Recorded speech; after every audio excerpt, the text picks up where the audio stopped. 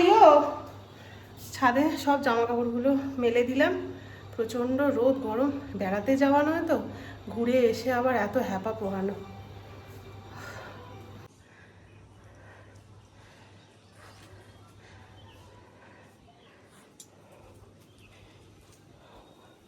ধোপা বাড়ি হয়ে গেছে আমার বাড়ি। আর এই দেখো, এই গাছগুলো লিওকে আনতে গিয়েছিলাম। বিদ্যুৎ প্রচুর গাছ করে, ও ভীষণ পশু পাখি গাছপালা পছন্দ করে।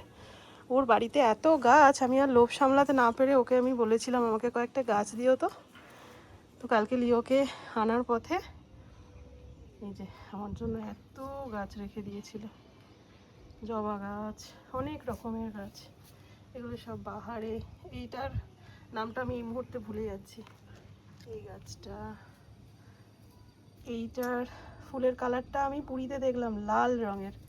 আমার এখানে যেমন সাদা রয়েছে, পুরীতে লাল রঙের। সেটাই দেখো, মনের ইচ্ছে ছিল যে এরম গাছ যেন, মানে এই ফুলের কালারটা যেন আমার বাড়িতে একটা থাকে। তো কালকে বিদ্যুৎ দিয়েছে ওর গাছ থেকে। এই একটা গাছ, তো অনেকগুলো গাছ আছে ছোট ছোট, এর ভেতরে সব টব করে বসাতে হবে। এগুলো সব দিয়েছে ও।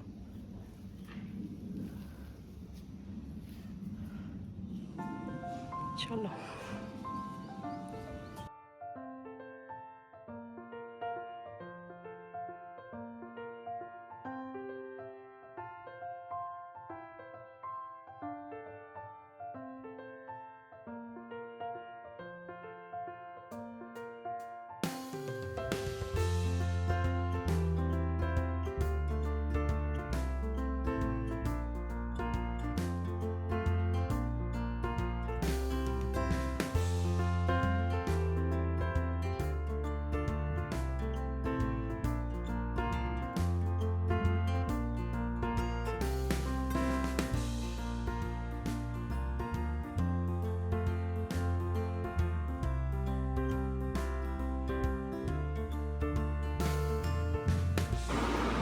জল দিই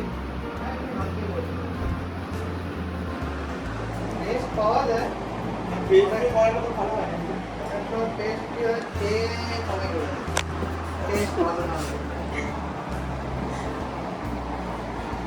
একটু জল দিয়ে পারলে উঠে যাবে ওগুলো। সিঙ্গেল কিছু দিলে আবার তাই দেবো। লিওর একটা ভ্যাকসিন ছিল আমাদের যখন পুরী যাওয়ার সময় হয়েছিল। তো ডাক্তারবাবু বলেছিলেন বিদ্যুতের বাড়িতে গিয়েই দিয়ে দেবেন, যেহেতু ডাক্তারবাবু বিদ্যুতের যে পেটগুলো রয়েছে ওদেরকেও দেখাশোনা করেন। তো ওখানেই দিয়ে দেওয়ার কথা ছিল, কিন্তু আমার ছেলেটি এত দুষ্টু যে দিতে দেননি। সেই জন্য আমি বারণ করেছিলাম যে আমি আগে বাড়ি ফিরি, তারপর গেলেই ওকে ভ্যাকসিন দেওয়া হবে। তো কালকে ছিল ওর ভ্যাকসিনের ডেট, সেটা কমপ্লিট হয়েছে। আর আজকে সন্ধেবেলা ব্লগটা আবার স্টার্ট করছি। এই দেখো, খাজাগুলো এইমাত্র খুললাম। এগুলো তো পুজো দেওয়া হয়েছিল, আর কিছু খাজা নিয়ে আসা হয়েছে। এগুলো বন্ধুবান্ধব আত্মীয় স্বজন সবাইকে একটু পুজোর প্রসাদের সাথে খাজাগুলো মিলিয়ে মিশিয়ে দেবে। ঘেমে চান করে যাচ্ছি, আর এখন আমার দায়িত্ব হয়েছে এই যে সব প্রসাদ ভাগ করে করে সবার আর কি রাখা। তো এই যে এবার বাবা বোনেদের দিক করছি, এদিকে সবার যাকে যা দেওয়ার সব এই যে এতক্ষণ করে সব গুছোলাম।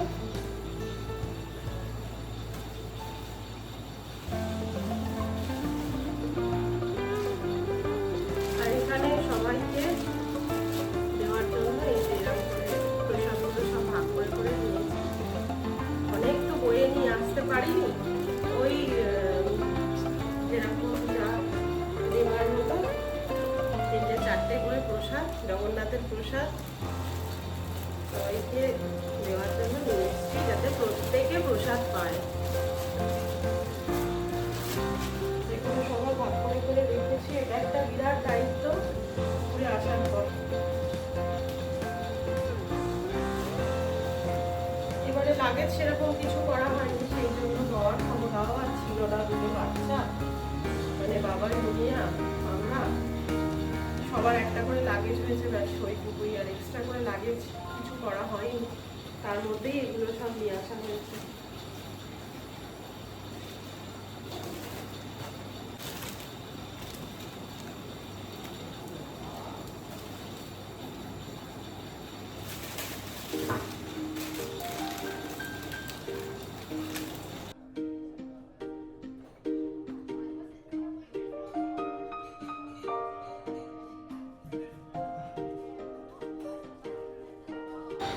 আজকে দশহরা, তাই সকাল সকাল স্নান করে জগন্নাথ দেবকে প্রসাদ দিয়ে দিয়েছি। তার সাথে আমার সব দেবদেবীকেও পুজো করা হয়ে গেছে। আর যেহেতু আজকে দশহরা, সেই জন্য দই, আম, চিড়ে এগুলো তো ম্যান্ডেটরি খেতেই হয়, কিন্তু আমার দই চিড়ে একদম ভালো লাগে না। সেই জন্য আমি বানিয়ে নিয়েছি ডালিয়া, কুমড়ো ভাজা, বেগুন ভাজা আর আলু ভাজা। তো আজকে দুপুরে আমাদের দশহরার দিনে এটাই হবে মেনু। যেহেতু কয়েকদিন পুরীর ব্লগ যাবে, সেই জন্য আর অন্য ব্লগ আমি তৈরি করতে পারছি না, কিন্তু প্রত্যেক দিনই তো আমাদের কোনো না কোনো অনুষ্ঠান যাচ্ছে, তাই প্রত্যেকটা মুহূর্ত তোমাদের জন্য ক্যাপচার করে রেখে দিলাম। আজকে একাদশী, সেই জন্য সকালবেলা মুনিয়া চলে গেছে স্কুলে ওদের স্পোর্টস প্র্যাকটিস হচ্ছে, থ্রো বল, ব্যাডমিন্টন, আরও অনেক কিছু। তো সকালবেলা 7টা, 7:30, 8:30 সময় বেরিয়ে গেছে ও অফিস থেকে, মানে ওই সকালবেলা গিয়ে দিয়ে এলো ওকে স্কুলে। তারপর এখন রেডি হয়ে গেছে। আর এদিকে একাদশীর রুটি, ঢ্যাঁড়স, তরুলি, আলু দিয়ে একটা তরকারি করেছি, ওই মিষ্টি, শসা এগুলো সব নিয়ে যাবে। আর টিফিনে বাটার টোস্ট।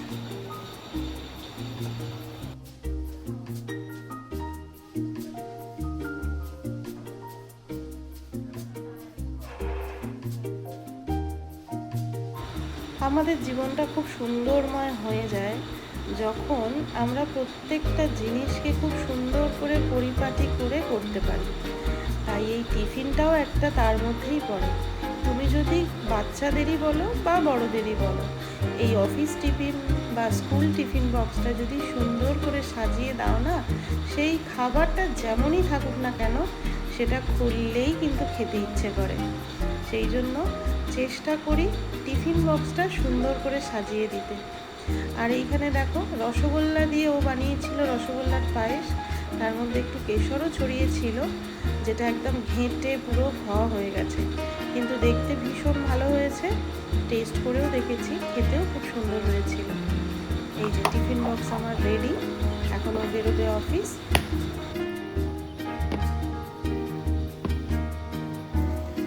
আজকের ওয়েদারটা দুপুরের পর থেকে একদম বর্ষা বর্ষা মতো লাগছে, টিপ টিপ করে ননস্টপ বৃষ্টি পড়ে যাচ্ছে। আর জামাই ষষ্ঠীর সপ্তাহে আমাদের জামাই ষষ্ঠী হয়নি, যেহেতু ওই দিন নিরামিষের ব্যাপার থাকে।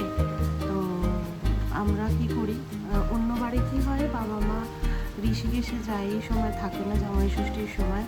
তো কয়েক বছর পড়েছিল। আর আমাদের ষষ্ঠীটা জামাই ষষ্ঠীর দিন না হয়ে কয়েকদিন পরই হয়, কারণ 3টে জামাইকে একত্রিত করে অনুষ্ঠান করাটা খুব মুশকিল হয়ে যায়। 3জনেই আর কি চাকরির জায়গায়, 3জনে 3 রকমের কাজ যেহেতু, তো 3জনকে জড়ো করাটাই হচ্ছে মুশকিল। আমাদের তো কোনো ব্যাপার না, যখন বলবে তখনই চলে যাব, শুধু বাচ্চা কাচ্চাদের পড়াশোনা এগুলো দেখে নিতে হয়। তো যাই হোক, জামাই ষষ্ঠীর দিনে তো হয়নি আমাদের। কালকে আমরা যাচ্ছি, মানে জামাই ষষ্ঠীর পরের সপ্তাহে যে শনি রবিবার, ওই উইকেন্ডেতে আমরা যাচ্ছি। যেহেতু ব্লগগুলো তো সিরিয়ালি আসছে না, মানে দিনের দিন আসছে না, অনেক দিন পর হয়ে যাচ্ছে পুরী থেকে ঘুরে আসার পর, যেহেতু পুরীর ব্লগগুলো তোমাদেরকে আমি শেয়ার করছি, তো এই ব্লগটা তো অনেক দিন পরেই যাচ্ছে। তো সেই কারণেই আর কি সবটা তোমাদের সঙ্গে খুলে এবং বলছি ব্যাপারটা। তো কালকে সকালের দিকে ইচ্ছা আছে বাপের বাড়ি যাব, সবাই আমরা যাব কালকেই। কাল শুক্রবার, কালকে হচ্ছে 26 না 27 তারিখ, দাঁড়াও এক সেকেন্ড, আমার ইদানিং কোনো 25 তারিখ, আজকে 25 তারিখ, কালকে 26 তারিখ। তো এই যে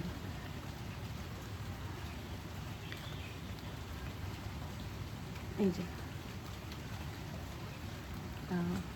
লাইটটা অফ করি, এই দেখো, এই যে থার্সডে, এখন 6টা বাজে, কি জানি উল্টো দেখাচ্ছে মনে হয়, তো আমি ব্যাক ক্যামেরা করে দেখাচ্ছি পরে। কালকে আমরা যাচ্ছি সবাই মিলে, বাচ্চা কাচ্চা সমেত, দারুণ মজা হবে। তো জামাই ষষ্ঠী ব্লগ তোমাদের সাথে শেয়ার করব, অনেক দিন পর বাপের বাড়ির ব্লগ আসতে চলেছে, আশা করি তোমাদের ভালো লাগবে।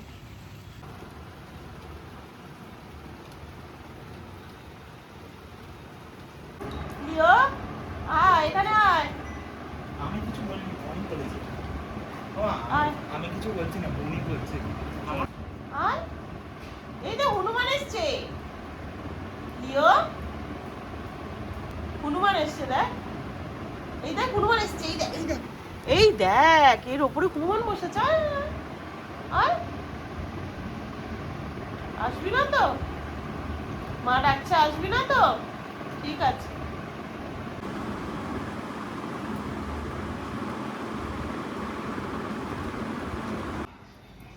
তুই এইখানে দিদির ঘরের সামনে দাঁড়িয়ে রয়েছিস এইভাবে এতক্ষণ ধরে? হ্যাঁ, মা সারাদিন খাওয়াচ্ছে পড়াচ্ছে, আমি অত করে ডাকলাম আয় লিও আয় আমার কাছে।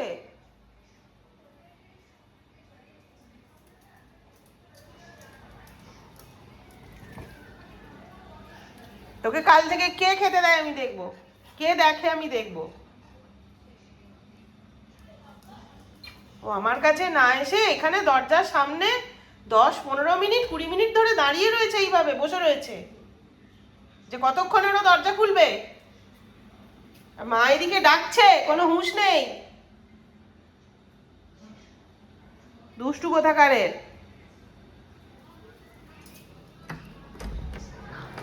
যাও ঢুকে যাও।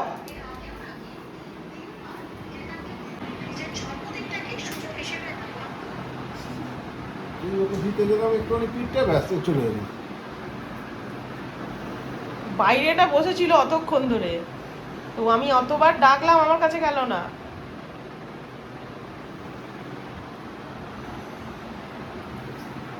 তোকে কাল থেকে কে দেখে দেখবো, বুঝলি? তোকে কে দেখে আমি দেখবো কাল থেকে।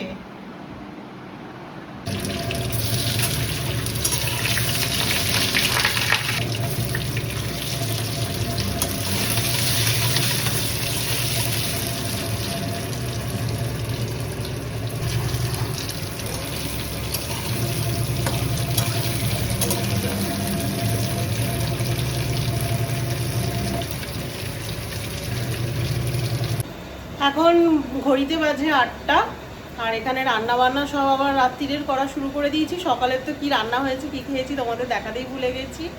সকালে আলু পোস্ত হয়েছে, ঢ্যাঁড়স আলু তরুলির তরকারি হয়েছে, যেটা রুটি দিয়েও নিয়ে গেছে, ওটা দেখিয়েছিলাম। আর দুপুরে আলু পোস্ত আর ডিমের কারি হয়েছিল, তো সেটা দেখাতে ভুলে গেছি। আর এখন করছি পনির আর ডিম দিয়ে বিরিয়ানি। আর লিওর এখানে খিচুড়ি হয়ে গেছে, ওর একটু সয়াবিন দিয়ে ডাল দিয়ে চাল দিয়ে খিচুড়ি করে দিয়েছি। আর ওর হবে একটু সমাদানা, যেহেতু আজকে একাদশী আর কালকে হচ্ছে তোমার অম্বুবাচী ছাড়ছে, তো সেই কারণে আজকে আর অন্য কিছু রান্না করতে ভালো লাগছে না। ওর সবই রয়েছে মোটামুটি, শুধু সমাদানাটা করব, করলে আমার রান্না কমপ্লিট আজকের মতো। এই যে ডিম বিরিয়ানি এখন হচ্ছে। হ্যাঁ মা, তোমার বিরক্ত করছে?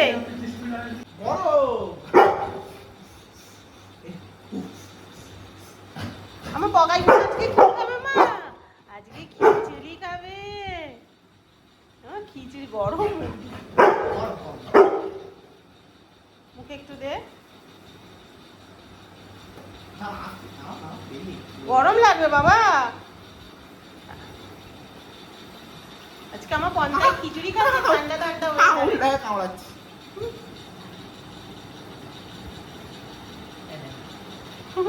সিট সিট করো, সিট করো, এ না এই যে বড় হয়, এনে সিট করো, সিট করো, সিট করো, সিট করো, সিট করো, হ্যান্ড দাও, হ্যান্ড দাও, গুড বয়, ও সোনা বাবাটা। আর হ্যান্ড দাও, আর হ্যান্ড দাও। কোনটাই? এইদিকে আমার বিরিয়ানিও রান্না হয়ে গেছে। এই দেখো, হ্যাঁ কি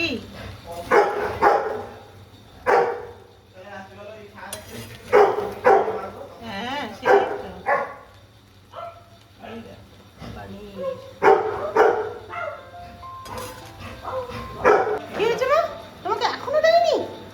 এত ধৈর্য রাখা যায়? এত ধৈর্য থাকে কখনো?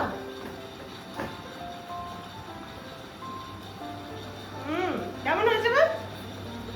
কেমন হয়েছে খিচুড়ি? Yummy yummy. কোনটাই?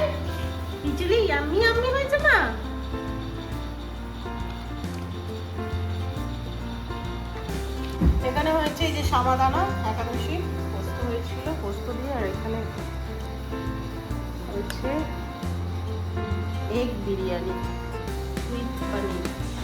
আজকের ব্লগটা এখানেই শেষ করছি, দেখা হচ্ছে পরের আর একটা ব্লগের সঙ্গে। ততক্ষণের জন্য তোমরা খুব ভালো থেকো, সুস্থ থেকো আর সবাইকে ভালো রেখো।